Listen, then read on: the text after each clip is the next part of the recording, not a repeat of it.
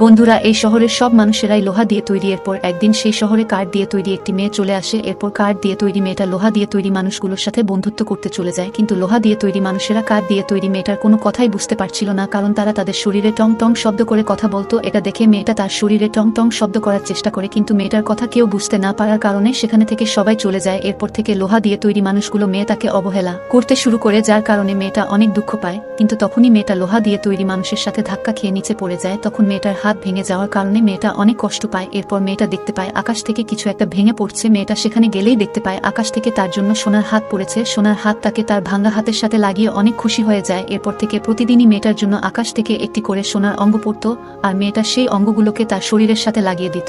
দেখতে দেখতে মেয়েটা পুরো সোনার মানুষের পরিণত হয়ে যায়। এটা দেখার পর লোহার মানুষেরা তার সাথে বন্ধুত্ব করার জন্য পাগল হয়ে যায়। কিন্তু তখনই মেয়েটা ভুল করে তার পুরনো কাঠের চেহারাটা ভেঙে ফেলে পড়ে। মেয়েটার সাথে কি হয়েছিল তা দেখতে চাইলে লাইক করে চ্যানেলটি সাবস্ক্রাইব করে রাখো।